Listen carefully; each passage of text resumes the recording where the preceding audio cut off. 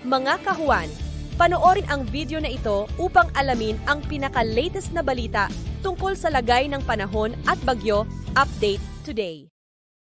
Kagabi ng alas 8, yung bagyo na minomonitor natin sa labas ng ating area of responsibility na dating si Bagyong Bising ay nag-intensify at isa ng ganap na tropical storm na may international name na Danas. Ito po ay huling namataan sa layong 480 kilometers kanluran ng Basco, Batanes. Taglay na nito ngayon yung lakas ng hangin na 75 kilometers per hour malapit sa sentro at bugso ng hangin na umaabot sa 90 kilometers per hour. Ito ay kumikilos pakanluran ng mabagal at may kita nga po natin ngayon dito sa ating satellite animation na bagamat nasa labas ito ng ating area of responsibility ay yung trough or extension nito ay magdudulot pa rin ngayong araw ng mga pag-ulan dito sa bahagi ng extreme northern Luzon. Samantala, ang southwest monsoon o habagat naman po ay patuloy pa rin nakaapekto sa malaking bahagi ng ating bansa at magdadala pa rin ito ng mga pag-ulan lalong-lalo na dito sa kanlurang bahagi ng Luzon. So patuloy pong pag-iingat para sa ating mga kababayan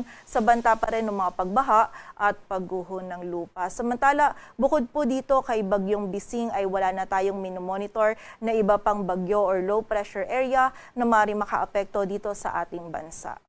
At kagabi nga ng 11 p.m. ay nagpalabas din po tayo ng Tropical Cyclone Advisory ukol dito kay Bagyong Bising kung saan may kita natin dito sa ating latest forecast track analysis na ngayong umaga generally si Bagyong Bising ay kikilos pakanluran ngunit within the day din po ay magiging mas pahilaga na yung pagkilos nito and mamayang gabi ito ay liliko or kikilos naman pa northeastward or hilagang silangan patungo dito malapit sa area ng Taiwan. And mula nga po mamayang gabi hanggang sa mga susunod na araw ay magpapatuloy po yung pagkilos nito pa northeastward and by Monday early morning posible po itong pumasok muli sa loob ng ating area of responsibility. Ngunit may kita po natin dito sa ating forecast track na by that time is magiging malapit po ito dito sa may northwestern boundary ng PAR. So within the same day din po or by Monday afternoon ay lalabas na muli ito dito sa loob or ng ating area of responsibility. And within this duration po,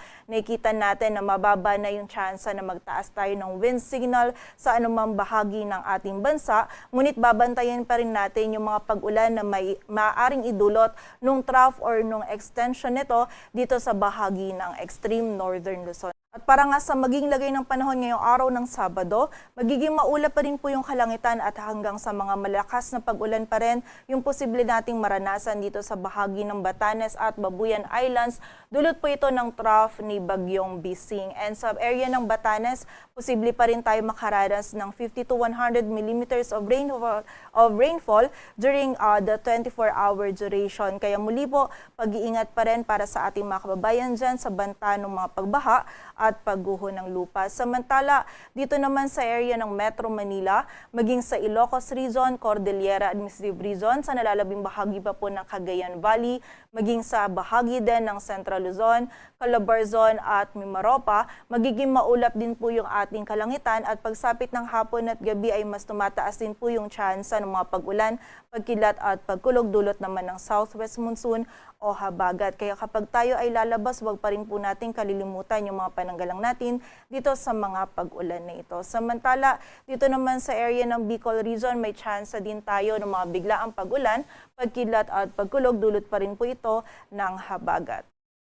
Samantala sa buong bahagi naman ng Visayas at Mindanao ngayong araw ay magiging bahagyang maulap hanggang sa maulap yung ating kalangitan. Meron pa rin tayong posibilidad ng mga isolated o yung mga biglaang pag-ulan, pagkilat at pagkulog lalong-lalo na yan sa hapon at gabi, dulot pa rin po ito ng habagat. At para naman sa lagay ng dagat baybayin ng ating bansa, wala po tayo nakataas na gale warning. Ngunit iba yung pag-iingat pa rin sa mga kababayan natin na maglalayag dito sa may Hilaga at sa may kanlurang seaboards ng Northern at Central Luzon sapagkat magiging katamtaman hanggang sa maalon pa rin po yung lagay ng ating karagatan.